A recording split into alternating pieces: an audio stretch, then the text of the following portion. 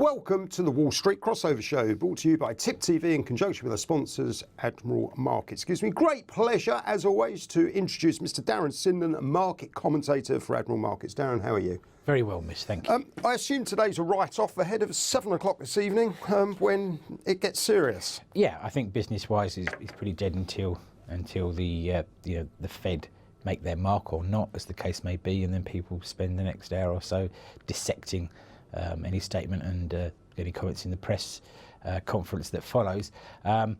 There's no prizes for being brave today. I don't think it's a fairly binary decision tonight. So we still think that they'll do nothing for now and defer at least until the end of the year. Of course, it's up to them to prove us wrong. Absolutely. OK, well, if you're watching for the first time, we've got a number of slides we're going to go through. Let's kick off with the data released over the European session. What's caught your eye this morning, Darren? OK, well, we start off with UK retail sales. These are figures for August. First of all, the month-on-month numbers come in bang in line at plus 0.2%. So exactly as forecast. That's ahead of the prior read for July of plus 0.1%. So some form of cheer there for the UK high street. If we look at the year-on-year picture, the bigger picture, we look at the number for August here, plus 3.7%, so positive. However, that is down slightly on the forecast of plus 3.8%, and obviously down on the prior read for the figure in July of plus 4.2%. So a little bit mixed there, really, but that probably reflects some of the weather, the seasonality that we've had in August.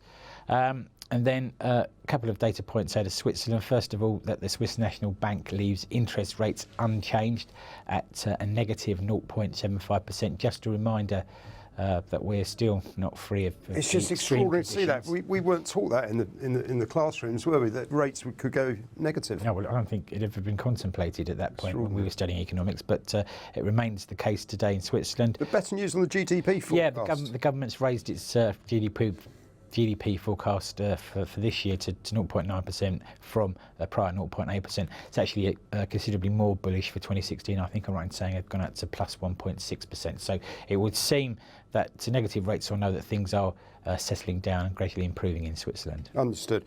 OK, so let's turn our attention to the European movers this morning. What's on the list? I see profit warnings with moves like that. Yeah, a couple of UK mid-cap names. First of all, Rotork PLC, that's ticker RORLN, 182.6p this morning, down 15.4%. They warned on profits. This is the specialist engineer. They guided below expectations for the full year, and they cited particularly weak August trade.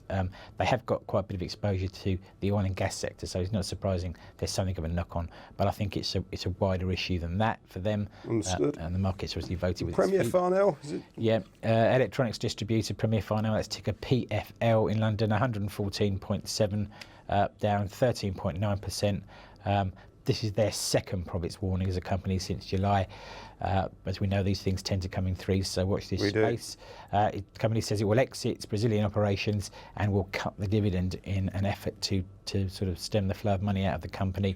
It's going to update us again in December, it says. It's all very messy. What I think is interesting here is that this is the third profits warning that we've talked about in the show in the last couple of days. We obviously had negative news. Is there going to be a trend from Deutz, the German engine manufacturer?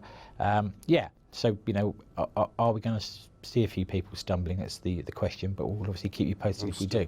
OK, let's turn our attention to M&A, the rumours and movers. What's going on out there in the world of M&A? Well, people must think I've got an obsession with cable TV, and I haven't. But it's just that this sector is in vogue. Yeah, it is, and you daren't take your eye off it. So Altis, who we've talked about before, based in Luxembourg, have confirmed that it's going to buy the US cable TV operator Cablevision. That's CVC in the US, the ticker there, trading around $33.20, up 16.3% pre-market.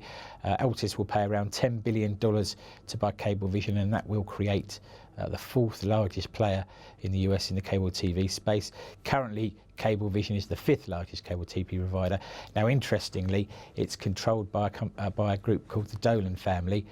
They also control AMC Networks Inc. that we talked about, and their potential merger with Starz Studio earlier in the week as well. So, the personalities in this sector are just like John Malone, and these guys have got fingers in many pies, and their names crop up again and again. Altis itself is backed by a charismatic billionaire, guy called Patrick Drahi. He's been expanding rapidly in Europe, before he set his sights across the Atlantic. But just to remind viewers that this is the second deal for Altis in the US this year.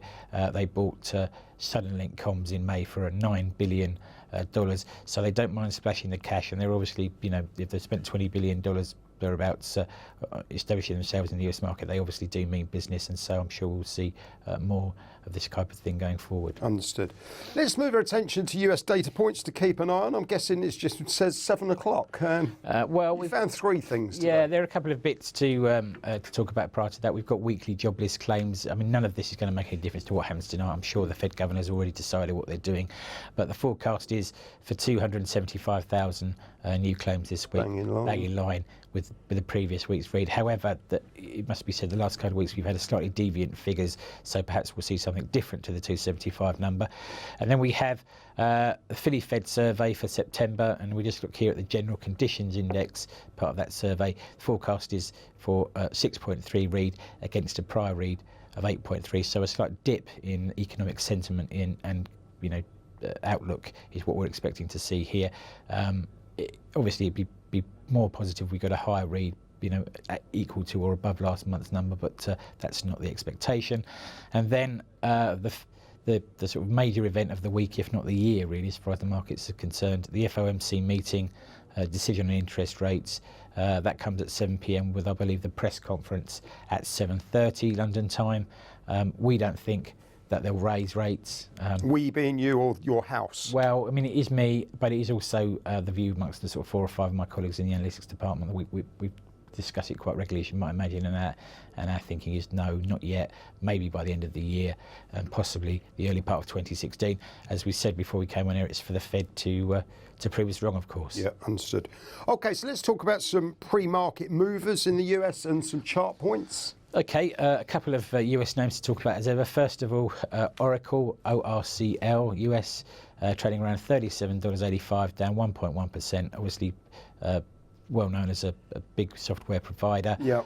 They guided lower. They guided weaker than anticipated, with EPS expectations of 65% below. 65 cents, I should say, below what the market was looking for, I think one of the reasons here is it's another one of these businesses that's moving from a subscription-based or license-based model to a cloud-based model where people pay for what they use, and it's just taken a while for them to sort of iron out the creases in that. I mean, it's nothing terrible, but it's not, the American markets love a growth story, love continuity, and don't like things, that sort of transitional period. So they're under a little bit of pressure until they get themselves completely right. And then another name that might well be familiar to people, Herman Miller, ticker MLHR, manufacturers of very upmarket office furniture, $29.97, up 7.5% pre-market. They were able to report a 33% rise in profits, and guide higher for the coming quarters, so the market likes what they hear there. Yeah, and chart points, FTSE DAX, S&P Dow, they all look pretty similar to me. They're not too different, Nick. I mean, the FTSE I haven't changed at all. 6160 plays 6240. The DAX, we've had a minor adjustment, so we're now 10,240 plays 10,340. US markets were a bit better last night, so the S&P now 1977 on the downside, plays 2,000 to the upside. Bit of round number psychology there, if nothing else. And for the Dow, 16,635 plays 16,760. Understood. And currencies? Yeah, the euro crept above 113 against the dollar, so we're now looking at 112.96 on the downside, plays 113.45 to the upside. Aussie dollar hanging in there above 70, so 71.35 now, plays 71.81. That's no real change from yesterday. Dollar yen, all the interest has gone out of that for the moment. Maybe there'll be a move on the news tonight. 120.60 on the downside, plays 121.20 to the upside.